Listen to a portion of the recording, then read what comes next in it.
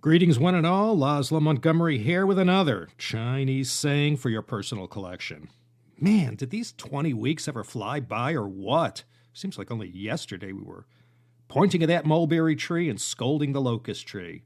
This is the 10th and final episode for Season 6. And to finish off the season, for our closer, I pulled a good one out of the hat of useful Warring States period chengyus. Bào Xīn Jiù Huǒ. And for the third time in CSP history, we are featuring that superstar of legalism, Han Feizi. You can also find today's chengyu mentioned in the Records of the Grand Historian, as well as the Romance of the Three Kingdoms, Chapter 43. But before we jump into the story, let's do the usual character-by-character breakdown and see if you could guess its meaning. Bao means to hold or carry in your arms, to embrace or hug. And Xin means firewood or fuel. Jiu means to rescue or save, and Huo means fire.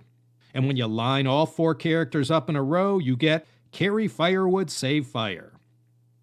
Not such an obvious meaning. And like it is with every Chinese saying, there's gotta be a story behind it that brings those four characters to life. And the story went like this. Towards the end of the Warring States period, the kingdom of Qin was growing in power every day. Its borders were expanding swiftly due to its famous policy of yuanjiao jingong, or attacking its near neighbors while making alliances with those further away. And this strategy was introduced to the pugnacious Qin King Zhaoxiang by his loyal and wise minister Feizi.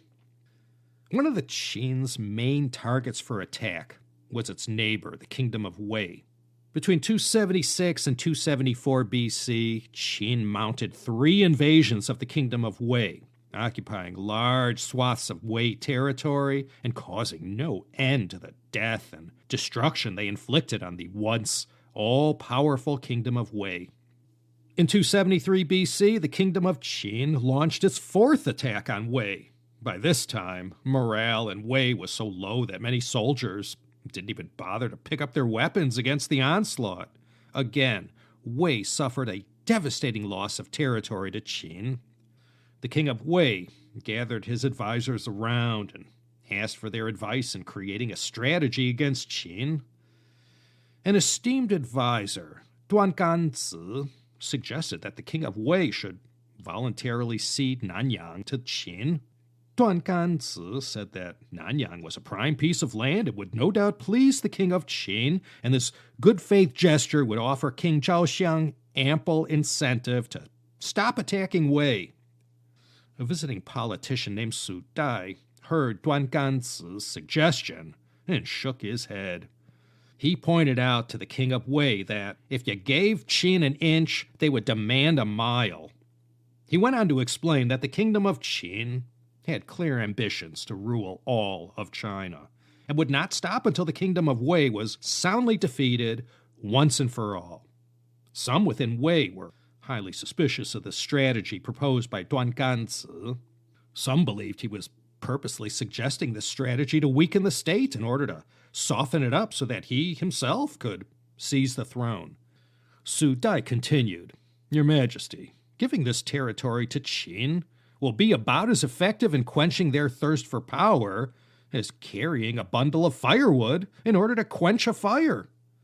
That's right, here is where Su Dai compared Duanganzi's thinking to Bào Xīn carrying a bundle of firewood to Jiù Huǒ to put out the fire.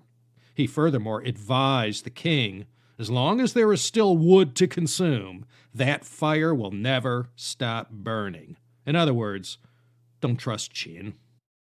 Well, despite this convincing argument from Su Dai, the king of Wei ended up taking Duanganzi's advice, and he ceded Nanyang to Qin in hopes that this would appease King Zhaoxiang and convince him to stop attacking Wei. But we all know our Qin history, and indeed, just as Su Dai had predicted, the kingdom of Qin was by no means satisfied with just Nanyang. In the 3 or 4 decades that followed, they constantly harried and attacked the kingdom of Wei. And when the King of Wei died, they saw the perfect moment to seize 20 towns from Wei before a new king could be crowned. It all came to an end in 225 BC. That's the year the Kingdom of Qin mounted an all-out siege on the capital of Wei at Daliang, today's Kaifeng in Henan province.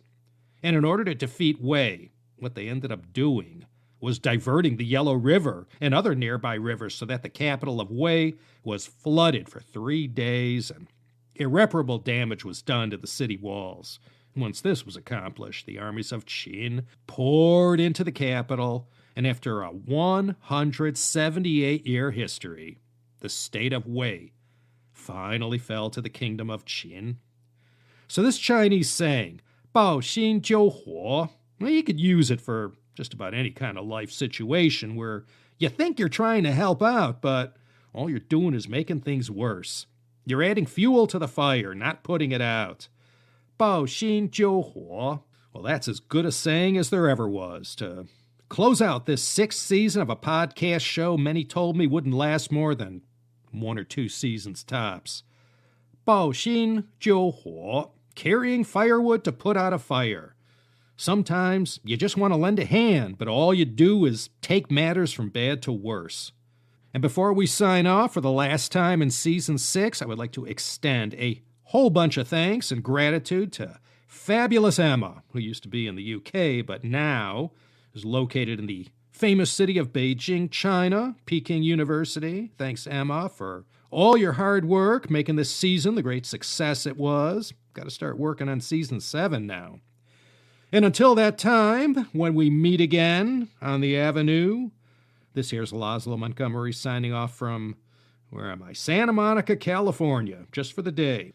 Take care, my erudite and good-looking listeners, and I'll see you in the not-too-distant future for another season and another exciting episode of the Chinese Sayings Podcast.